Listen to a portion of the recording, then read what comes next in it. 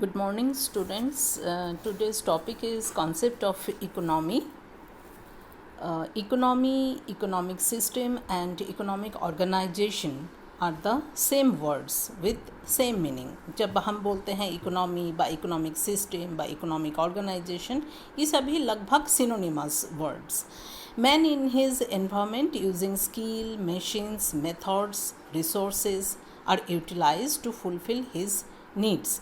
This is economy. तो economy क्या है? इकोनॉमी वही है जब मानव अपनी एनवायरनमेंट से नेचुरल रिसोर्सेज को लेके अपनी स्किल के द्वारा अपनी टेक्नोलॉजी, मशीन्स, अपनी मेथड्स, अपनी एजुकेशन के को यूटिलाइज करके जब अपनी जो नीड्स व ज़रूरतें हैं उसको फुलफ़िल करते हैं, कुछ डेवलप करते हैं, कुछ प्रोड्यूस करते हैं. So this is the economy. It is a constructive.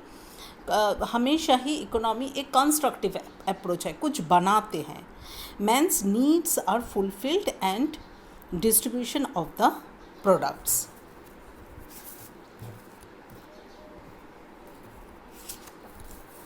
Economy is simply therefore the production system. एक कुछ प्रोड्यूस कर रहा है, इकोनॉमी में कुछ प्रोड्यूस हो रहा है. So economy is a production system according to Locke's LOUCKS Locke's and Whitney. In economic system those methods are included which are utilized to fulfill the man's necessities. मानव की ज़रूरत को जो पूरा कर रहा है उन्हीं मेथड्स ही हैं इकोनॉमिक सिस्टम में. The term economy refers to network of economic decision makers. कौन डिसीजन ले रहे हैं? जो प्रोडक्शन कर रहा है वो क्या प्रोड्यूस कर रहा है. जो प्रोडक्शन कर रहे हैं उनसे कुछ लोग खरीद रहे हैं, जो कुछ बना रहे हैं. मानो एक मैन्युफैक्चरर हैं तो मैन्युफैक्चर प्रोड्यूसर से सामान लेके, रॉ मटेरियल्स लेके कुछ प्रोड्यूस कर रहा है. इन्हीं चीज़ को मार्केट में दे रहे हैं. कंज्यूमर्स उन चीज़ों को ख़रीद रहे हैं, कस्टमर्स उन चीज़ों को ख़रीद रहे हैं. और गवर्नमेंट एक रूल्स व रेगुलेशंस बना रहा है, पॉलिसी बना रहे हैं जो कि क्या दाम होना चाहिए, कैसे मार्केटिंग होना चाहिए. तो all are the decision makers. It is in an economy different economic decisions can be taken, but which one is developed or decided, that is the economy or economic system.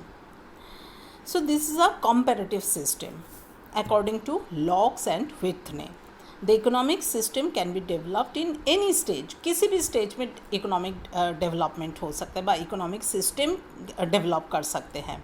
वो tribal stage पे भी, मतलब अगर हम less developed countries में चले जाए तो भी इकोनॉमिक सिस्टम डेवलप होते हैं. मोर डेवलप्ड सोसाइटी पे चले जाए तो भी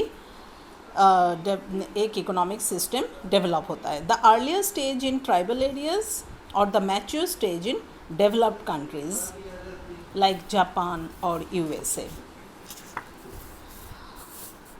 अब एक मॉडल हम लोग यहाँ पे देखेंगे. Simple model of economy. Simple model of economy by Lee and Horder. जो मॉडल अभी आप लोग स्क्रीन पे देख रहे हो ये मॉडल है simple model of economy. Economy के एक सिंपल मॉडल है जिस मॉडल को बनाए हैं Lee and Hodder. LEE Lee and Hodder HODDER Lee and Hodder ने. यहाँ पे जैसे M1 का मतलब है the market for goods and services, जहाँ पे हमें गुड्स एंड सर्विसेज मिल रहा है. M1.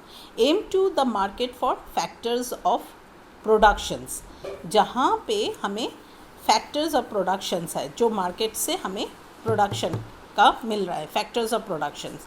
E1 इज़ कंज्यूमर, तो consumer E1. E2 is firms, producers and processors.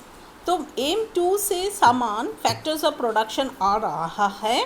M2 है factors of production, market for जहाँ से रॉ मटेरियल्स आ रहा है कहाँ, E2 बा प्रोड्यूसर के पास। अब प्रोड्यूसर क्या कर रहा है, उस सामान को बना के M1 पे भेज रहे हैं जहाँ पे गुड्स एंड सर्विसेज अवेलेबल हैं, और E1 जो है क्या, कंज्यूमर्स, जो हम लोग हैं कंज्यूमर्स, वो इन चीज़ों को M1 से ले रहे हैं, कंज्यूम कर रहे हैं। यहाँ पे E3 है रिसोर्स ओनर। तो E3 फर्स्ट अगर हम बात करें तो रिसोर्स ओनर्स की, नेचुरल रिसोर्स जहाँ पे है, रिसोर्स ओनर्स है E3 में बैठे। E3 से जा रहा है फैक्टर्स ऑफ प्रोडक्शन, मार्केट जहाँ पे प्रोडक्शन की सारे सामान मार्केट में मिल रहा है, वहाँ से जा रहा है प्रोड्यूसर के पास, प्रोड्यूसर के पास से जा रहा है मार्केट में जहाँ पे गुड्स एंड सर्विसेज अवेलेबल है। प्रोड्यूसर क्या करते हैं, कुछ चीज़ों को प्रोड्यूस करके मार्केट में भेज देते हैं, सेल कर देते हैं, मार्केट में भेजते हैं। मार्केट से हम कंज्यूमर जो E1 में बैठे हैं वो कंज्यूमर उन सामान को लेते हैं। यहाँ पे दो तरह का डॉट लगा है, एक तो स्मॉल डॉट, दो तरह का नहीं, डॉट तो एक ही तरह का लगे है और एक सिंपल एरो लगा है। तो ये जो दो तरह का एरो है, जो डॉट वाला एरो है वो है इंफॉर्मेशन एंड मनी फ्लो, कहाँ से कहाँ इंफॉर्मेशन और मनी फ्लो हो रहा है, और जो सिंपल स्ट्रेट लाइन से एरो बना हुआ है वो है मटेरियल फ्लो। तो जहाँ पे रिसोर्स है E3 है, वहाँ से मटेरियल फ्लो करके कहाँ आ रहा है, M2 जहाँ पे मार्केट है फैक्टर ऑफ प्रोडक्शन की। अब market for factor of production के पास आ रहा है नेचुरल रिसोर्सेज। वो क्या दे रहा है, वो मानी, उसके बदले में मानी दे रहा है। नेचुरल रिसोर्स जिनके पास ओनर है उनको दे रहे हैं। फिर ये मटेरियल जा रहा है प्रोड्यूसर के पास, जो प्रोड्यूसर फिर उसको मानी दे रहा है, उल्टी तरफ एरो आ रहा है।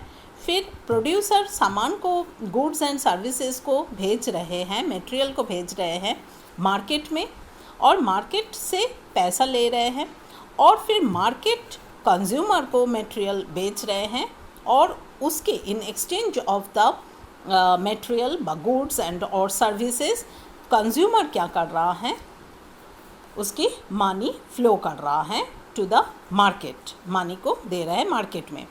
बीच में बैठे हैं E4 government central decision making body, जो जिनके साथ इन सभी का कनेक्शन है। और E1 E3 में भी हम देख रहे हैं जो रिसोर्स ओनर हैं और जो कंज्यूमर है वो कोई भी हो सकता है। E1 जो कंज्यूमर हैं वो रिसोर्स ओनर हो सकते हैं, और जो रिसोर्स ओनर हैं वो भी कंज्यूमर हो सकता है। तो this is the simple model of economy. यहाँ पे मैंने और एक मॉडल, सिंपल एक मॉडल बताई हूँ, जहाँ पे देख रहे हैं इकोनॉमी एंड इकोसिस्टम।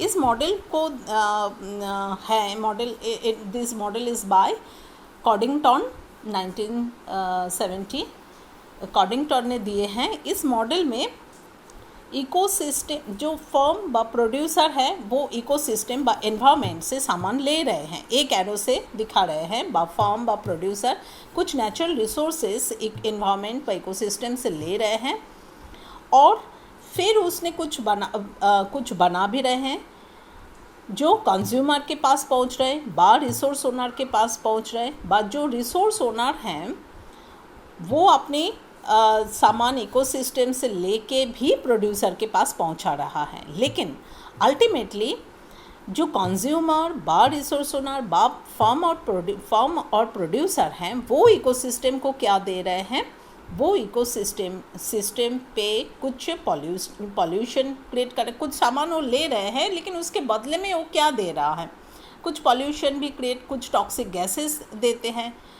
तो there is an ecological imbalances, too much exploitation of nature, living style of human being is day by day is increasing, standard of living is increasing, urbanisation हो रहा है, इंडस्ट्रियलाइजेशन हो रहा है, जिसकी एक direct influence ecosystem पे पड़ रहा है, और केमिकल टेक्नोलॉजी के द्वारा टॉक्सिक गैसेस और मटेरियल वेस्ट जो उत्पादन हो रहा है, में प्रोड्यूस हो रहा है, वो भी अल्टीमेटली इकोसिस्टम के ऊपर एक बर्डन की तरह पड़ रहा है। So this is an ecological imbalance. Thank you.